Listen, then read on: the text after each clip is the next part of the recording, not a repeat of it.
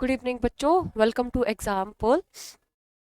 आज हम अपना यूनिट नंबर 1 स्टार्ट करेंगे क्लास 10th की, जो है हमारा नंबर सिस्टम, जो हमारा 6 मार्क्स का है। ठीक है। नंबर सिस्टम में आपका कौन सा चैप्टर है?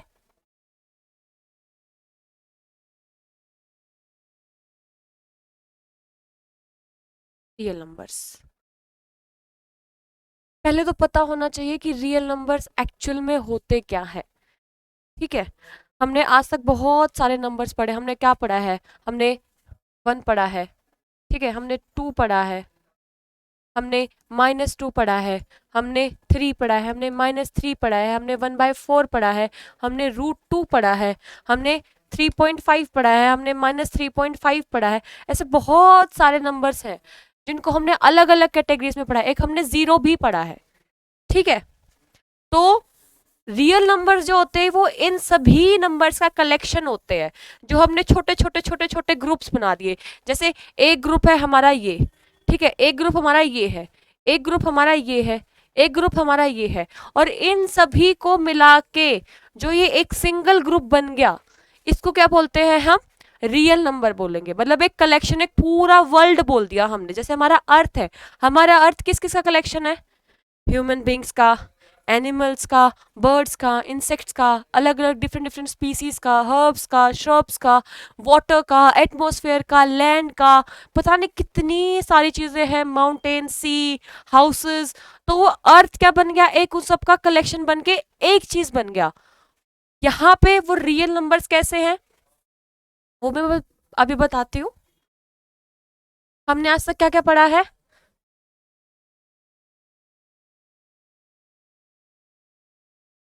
नेचुरल नंबर्स क्या होते हैं? नेचुरल नंबर्स क्या होते हैं? जो 1, 2, 3, 4, 5, 6, 7 अप टू सोन इन्फिनिटी तक होते हैं। 1, 2, 3, 4 up to so on are negative. सिर्फ ओनली पॉजिटिव कहाँ से? 1 to इन्फिनिटी तक, एंडिंग तक, जिसकी हमें पता ही नहीं है कि एंडिंग पॉइंट क्या है, लेकिन हमें स्टार्टिंग पॉइंट पता है क्या होता है? 1। ठीक है, ये हमारे नेचुरल नंबर्स होते हैं। मैं प्रॉपर डेफिनेशन बता दूं, बस नॉर्मल जो अपनी एक लोकल लैंग्वेज में हम समझा सकते हैं वो। नेक्स्ट इज हमारा होल नंबर्स। अब क्या हुआ? पहले हमारे पास नंबर्स डिस्कवर हुए, मतलब हमने एक कैटेगरी बना दी, 1, 2, 3, 4, 5, 6, 7, 8, 9, 10। फिर एक मैथमेटिशियन कोई भी ले लो, XYZ, उसके दिमाग में आया, अरे यार हमने तो जीरो को छोड़ ही दिया। कुछ बोलेंगे, अरे जीरो की तो कोई वैल्यू ही नहीं होती थी इसलिए छोड़ दिया। नहीं, जीरो को अगर हम किसी नंबर के आगे लगाएं तब उसकी कोई वैल्यू नहीं होगी, लेकिन अगर हम किसी नंबर के पीछे लगा देंगे तो वो नंबर पूरा इंक्रीज हो जाता है। तो हमने उसके लिए अलग कैटेगरी बना दी कि जो वर्ल्ड या जो सेट या जो भी हमारा जो कलेक्शन है वो जीरो को इंक्लूड करेगा, साथ में 1, 2, साथ में सारे के सारे नेचुरल नंबर्स को। ठीक है। होल नंबर किस किस से मिलके बनते हैं? Zero plus all the natural numbers, तो वो क्या होते हैं? हमारे होल नंबर्स। ठीक है। फिर आते हैं हमारे पास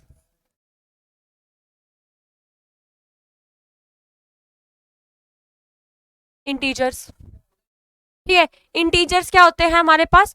प्रॉपर वैल्यूज होती हैं। प्रॉपर वैल्यूज जैसे 1, 2, 3, 4, ये बोलोगे मैम ये तो हमने नेचुरल नंबर में भी पढ़ लिया, ये तो हमने होल नंबर में भी पढ़ लिया। बस इसमें एक और एडिशन हो जाता है कि इसमें पॉजिटिव भी होते हैं और नेगेटिव नंबर्स का भी कलेक्शन होता है।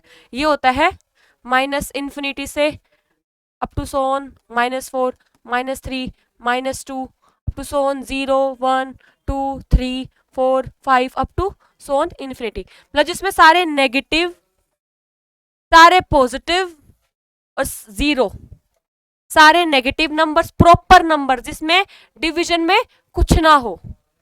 ठीक है, जिसके डिवीजन में कुछ ना हो। एक मिनट, सॉरी, मेरी तबीयत खराब है। सॉरी। प्रॉपर नंबर्स वो होते हैं जिसके रैशनल में या डिनोमिनेटर में कुछ नहीं होता है। वो किसी चीज से डिवाइड नहीं होते, ना पॉइंट में होता है ना किसी और फ्रैक्शन में होता है। वो प्रॉपर नंबर जिसको बोलते हैं 1, 2, 3, एक प्रॉपर वैल्यूज होती है। उसके सारे नेगेटिव, पॉजिटिव और जीरो, तो वो कौन से होते हैं? हमारे इंटीजर्स। फिर आता है हमारे पास क्या आता है, किसी को अगर याद हो तो, इसी चैप्टर में हम पढ़ने वाले हैं, किसी को अगर याद हो तो। नहीं याद है कोई बात नहीं, आते हैं हमारे पास।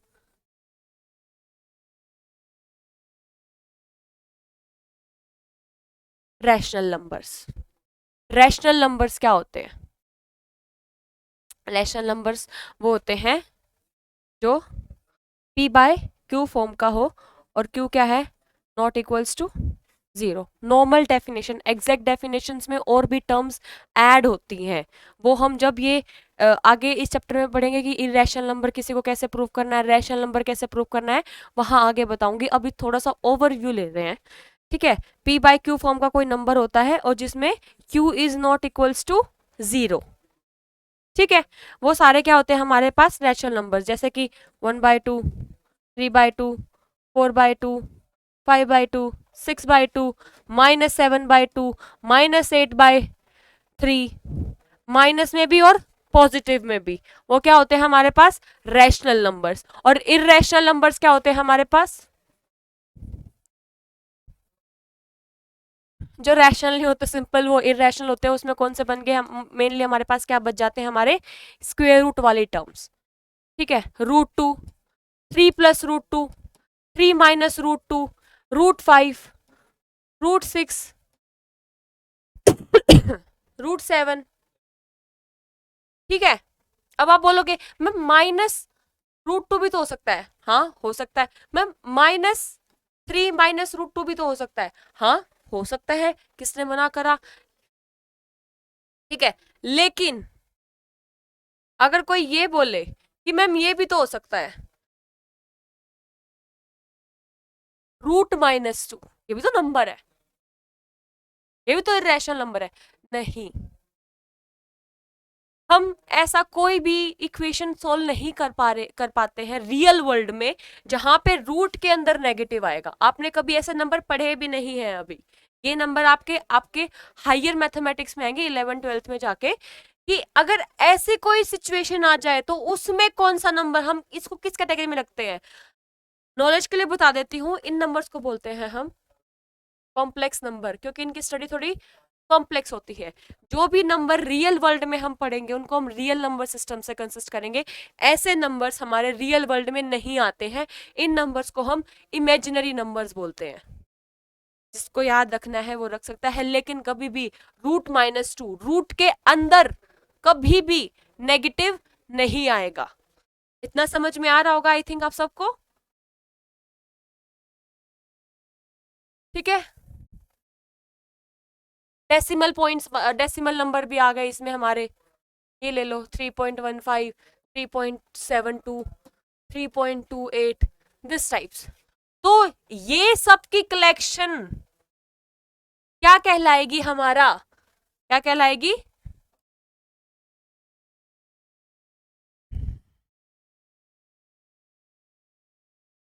रियल नंबर्स, जिसमें हमारे इरेशनल नंबर हो गए, जिसमें हमारे रैशनल नंबर हो गए, जिसमें हमारे नेचुरल नंबर्स हो गए, जिसमें हमारे होल नंबर आ गया, जिसमें हमारा इंटीजर्स आ गया, जिसमें ये सारे के सारे इंक्लूड होते हैं, उसको क्या बोलते हैं हम, रियल नंबर्स का सेट। आप आगे पढ़ोगे, एक टर्म है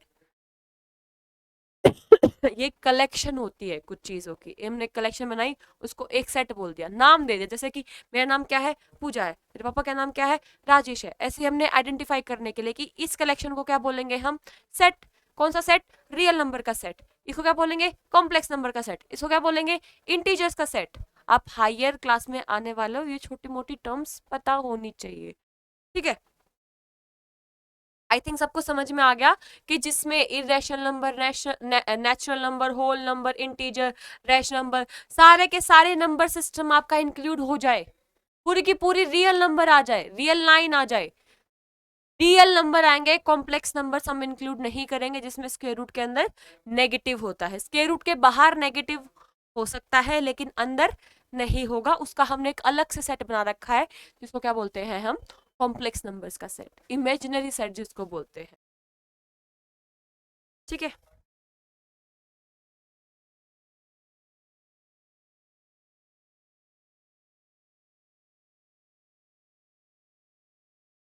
साथ के साथ ये सब लिखते रहना। आज तक बच्चों को ये भी नहीं पता होता कि रियल नंबर में इंक्लूड क्या होता है, डेफिनेशन ही नहीं पता होती है कुछ को तो।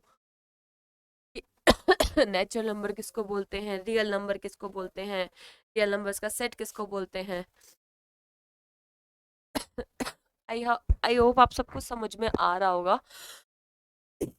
थोड़ा थोड़ी तबीयत डाउन है, बट जल्द हम कवर अप कर लेंगे। मैं जल्दी से रिकवर होकर जल्दी से जल्दी आपकी क्लासेस रेगुलर मोड में लेना शुरू करने वाली हूँ। बस 1-2 दिन रुक जाओ, मैं एक बार आपका एनसीईआरटी निकाल लूँ।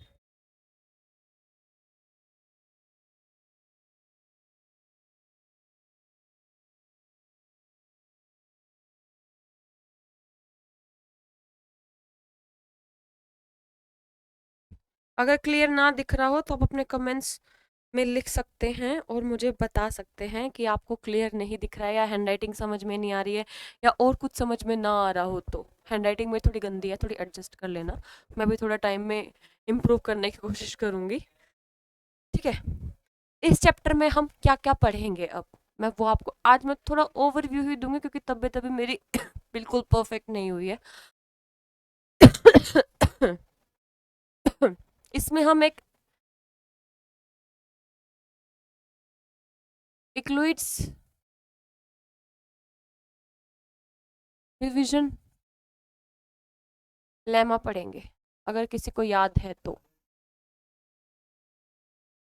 अगर किसी को याद है तो, क्योंकि ये रिवीजन क्लास चल रही है, आप 1 साल पहले ये चैप्टर कर चुके हो, याद होना चाहिए बेसिकली तो। ठीक है, इसमें हम पढ़ेंगे आपका HCF, LCM। आपको 2 नंबर्स दे देंगे, इसका HCF निकालो, इसका LCM निकालो। कैसे निकाल सकते हैं? HCF क्या होता है? Highest common factor. LCM क्या होता है? Least common factor. ये टर्म्स आप 6-7 से पढ़ते आ रहे हो। आप HCF निकालना चाहो, आप LCM कोई भी नंबर ले लो, जैसे मैंने 8 ले लिया। अब मैम बोलती थी कि बेटा 8 का LCM क्या होएगा? 8 का LCM नहीं होएगा। 8 का क्या निकलेगा? फैक्टर्स निकलेंगे। सिंगल टर्म का कभी भी ना एलसीएम निकलता है ना एचसीएफ निकलता है। क्यों? एलसीएम क्या होता है? लीस्ट कॉमन मल्टीपल, मतलब 2 नंबर्स के बीच में हमें कोई भी 2 नंबर्स दे दिए कंपैरिजन में कि इन दोनों का लीस्ट कॉमन मल्टीपल जो इन दोनों में कॉमन बहुत कम है, मतलब जो इसमें और इसमें दोनों में कॉमन आ रहा है। जैसे मेरे को दे दिया 8 के फैक्टर्स क्या होंगे? फैक्टर्स टर्म भी आप पढ़ चुके हो, 6-7 से आ रही हैं ये सारी की सारी टर्म्स। एट के फैक्टर्स क्या होंगे? हमेशा सबसे छोटी टेबल से शुरू करो, जो कि क्या किसकी होती है? 2 की टेबल।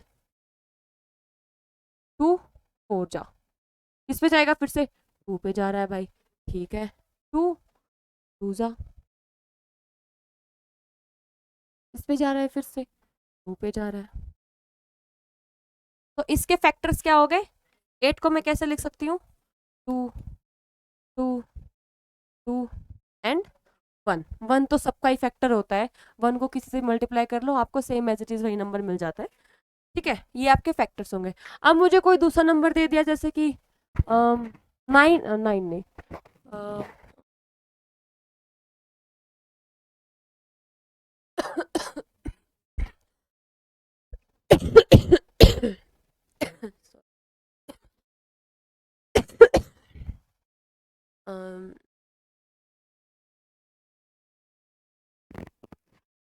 कोई नंबर जैसे कि 16 ले लो, सेम ही है, बस थोड़ा सा वही फर्क आ जाए।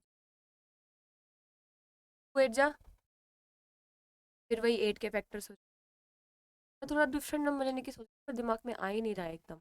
तो 16 के फैक्टर्स क्या आ जाएंगे?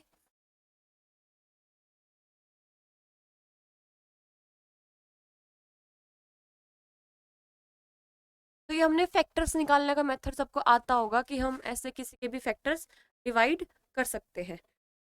फिर ये 2 नंबर्स का अब एलसीएम और एचसीएफ निकाल सकते हैं हम लोग। कभी भी सिंगल डिजिट का ना आप एलसीएम निकाल सकते हो ना एचसीएफ निकाल सकते हो, उसके सिर्फ फैक्टर्स हो सकते हैं। आप उसको फैक्टराइज कर सकते हो, उसके एलसीएम और एचसीएफ नहीं निकलेंगे। कैसे निकलते हैं एचसीएफ और एलसीएम? नहीं है याद किसी को? तो यहाँ पे हो जाएगा। अभी नेक्स्ट क्या क्या HCF पढ़ेंगे, एलसीएम एलसीएम पढ़ेंगे दो नंबर्स का निकालने का। फिर हम पढ़ेंगे टर्म नंबर्स कैसे, डेसिमल डेसिमल एक्सपेंशंस कैसे करते हैं हम रियल नंबर्स का, जिसमें कौन से आते हैं आपके याद होगा ये टर्म्स जो मुझे कभी समझ में नहीं आई थी। सीरियसली बता रही हूँ, मुझे अपने 10th क्लास में कभी भी ये नहीं पता चला कि ये नंबर टर्मिनेटिंग कैसे होएगा, या ये नंबर नॉन टर्मिनेटिंग कैसे होएगा, या ये टर्म या जो ये नंबर है ये टर्मिनेटिंग नॉन टर्मिनेटिंग रिकरिंग कैसे होएगा, या नॉन टर्मिनेटिंग नॉन रिकरिंग कैसे होएगा। ये मुझे कभी समझ में नहीं आया था, क्योंकि या तो मैं उस टाइम पे अपसेंट थी, माइंड अपसेंट था मेरा, जैसे कि मैं आपको बता चुकी हूँ। मैं 10th में कोई ब्राइट स्टूडेंट बिल्कुल भी नहीं थी, मेहनत करी है तब जाके ब्राइट बने हैं। आप भी मेहनत करोगे, हो जाएगा। आप डेसिमल, इसके बाद आप क्या पढ़ोगे, डेसिमल एक्सपेंशन इस चैप्टर में।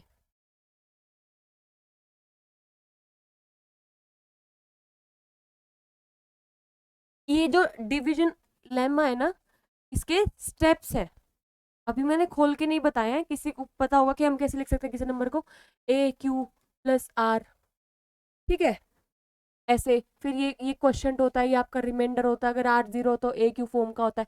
तो ये जो स्टेप्स है ना, वो वन बाय मैं बताऊंगी कि हम इसको ऐसे क्यों लिखते हैं, कैसे लिख सकते हैं इस फॉर्मेट में। इसमें डेसिमल एक्सपेंशन में आ जाता है आपके टर्म नंबर आ जाता है, कैसे कैसे होता है कि आपका नंबर जो है वो टर्मिनेटिंग है,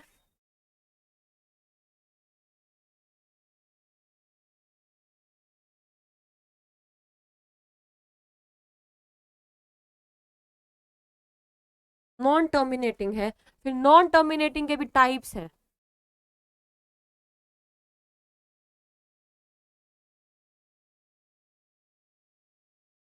कि वो दिख रहा है आप सब,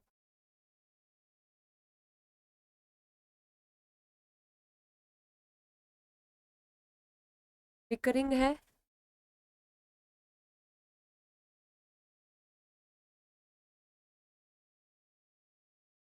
नॉन रिकरिंग।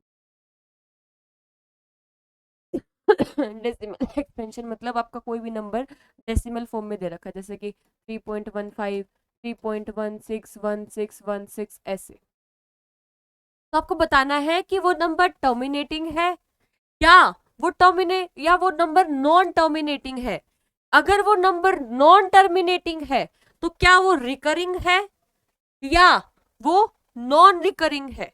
फिर अगर ये है, यही नंबर है, तो आपका काम यहीं पे खत्म। एक नंबर का क्वेश्चन आएगा, किस में आएगा, MCQs में आएगा, आएगा तो।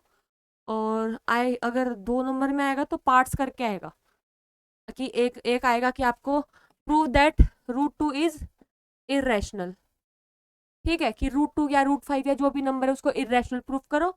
और साथ में एक पार्ट क्या दे देगा कि this number, tell me that this number is terminating और non terminating, non terminating recurring या फिर नॉन रिकरिंग। ये पूछ सकता है, ये आ सकता है ये क्वेश्चन, क्योंकि इससे बच्चे बहुत कंफ्यूज हो जाते हैं। ये कंसेप्ट या तो किसी को क्लियर होता ही नहीं है, या टीचर ऐसे हवा हवा में बताते हैं, या हम हवा हवा में ले जाते हैं, अरे ये तो आसान सा टॉपिक है। पर इसी टॉपिक में बहुत फंस जाते हैं, मैं बहुत फंसती थी, मुझे नहीं पता था, लेकिन अभी मेरे को बहुत अच्छे से पता है। नाम में ही मतलब होता है हर चीज का। टर्मिनेटिंग, टर्मिनेट, आपने कभी सुना है ये बात कि ये ट्रेन यहाँ पे टर्मिनेट हो जाएगी, मतलब यहाँ पे इसका एंड पॉइंट आ गया, इससे आगे ये नहीं जाएगी। टर्मिनेटिंग मतलब कुछ डेसिमल के बाद वो जो नंबर है वो क्या हो जाए, टर्मिनेट हो जाए, खत्म हो जाए, उसके आगे उसकी कोई वैल्यू नहीं होगी, तब हम उसको क्या बोलते हैं, टर्मिनेटिंग टर्म्स बोलते हैं। कौन सा नंबर बोलते हैं, टर्मिनेटिंग नंबर बोलते हैं। अगर वो चलता ही जा रहा, चलता ही जा रहा, चलता ही जा रहा है, रुक ही नहीं रहा है, एंड है उसका, हम उसमें ये मैं रफ कर देती हूँ, 1 मिनट बताती हूँ। कोई एक नंबर ये है, टर्मिनेट हो गया 5 के बाद, आगे कोई डिजिट है इसके, नहीं है, सिंपल है, 3.25, तो ये क्या है, एक टर्मिनेटिंग नंबर है जो टर्मिनेट हो गया, यहीं पे खत्म हो गया। नेक्स्ट क्या है, 3.25, 25, 25, 3, 6, 7, 8, 9 अप टू so on। चलता ही जा रहा है, चलता ही जा रहा है, चलता ही जा रहा है, एंड पॉइंट पता ही नहीं है कि कहाँ पे खत्म होएगा, तो उसको क्या बोलते हैं हम, नॉन टर्मिनेट, कि हमें पता ही नहीं है कि ये चीज कहाँ खत्म हो रही है, टर्मिनेट कहाँ हो रही है। ये कौन सी कैटेगरी में आ गया, नॉन टर्मिनेटिंग में। अब रिकरिंग, रिकरिंग मतलब रीअकर होना, कि क्या पॉइंट के बाद कोई नंबर रीअकर हो रहा है बार बार, सिर्फ वही नंबर या वही स्पेसिफिक नंबर। अगर जैसे कि ये 25252525 यहां तक तो ये रिपीट हो गया, ठीक है, लेकिन इसके बाद क्या हुआ, दूसरी डिजिट शुरू होगी जो कि रिपीट नहीं हो रही है, तो ये क्या आ जाएगा, नॉन रीअकरिंग, मतलब ये रीअकर नहीं हो रही है टर्म्स। रीअकर मतलब जो एंड तक इन्फिनिटी टाइम्स तक वही डिजिट अकर होती रहेंगी, वही डिजिट चलती रहेंगी, जैसे कि 3.25 25 25 25 25 25 अप टू सो ऑन। समझ में आया, इसको बोलते हैं हम नॉन टर्मिनेटिंग एंड रिकरिंग, इसको बोलते हैं हम नॉन टर्मिनेटिंग नॉन रिकरिंग। मान लो इतने 1000 डिजिट के बाद यहां से कोई दूसरे नंबर स्टार्ट हो जाए, 6 7 8 9 10 अप टू सो ऑन, तब भी ये नंबर क्या आएगा, non terminating and non recurring. क्यों, क्योंकि लगातार यही नंबर नहीं हुआ, इसके बाद दूसरी डिजिट शुरू हो गई, तो ये रीअकर नहीं हुआ बार बार, एंड तक होना चाहिए। 2525252525, लेकिन बीच में क्या आ गया, 1 2 6 7 8 आ गया, तो ये नॉन रिकरिंग हो गया। फिर इसमें हम क्या पढ़ेंगे चैप्टर में, लास्ट एंड मोस्ट इंपॉर्टेंट एक क्वेश्चन हमेशा आएगा इस चैप्टर से, ये वाला,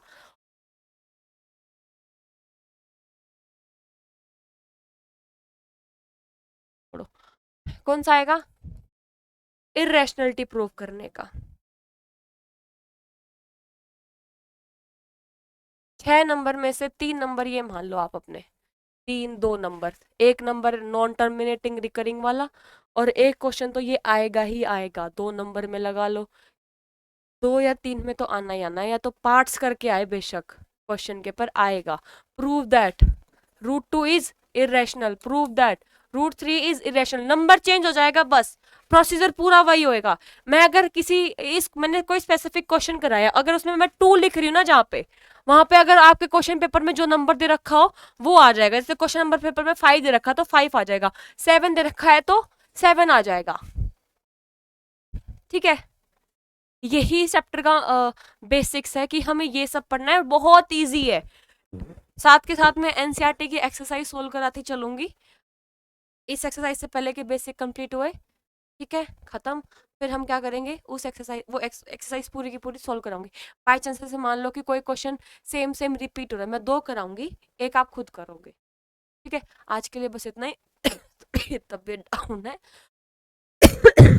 डोंट वरी, सिलेबस हम कवर अप कर लेंगे। Thank you very much. Channel को सब्सक्राइब कर देना, कमेंट्स करना, लाइक करना और वीडियो को शेयर करना, और अगर कोई कमी लग रही है तो अपने कमेंट सेक्शन में बता देना कि मैम आप ये चीज़ें इम्प्रूव करो, हमें और ज़्यादा बेटर अच्छे से समझ में आएगा, ठीक है।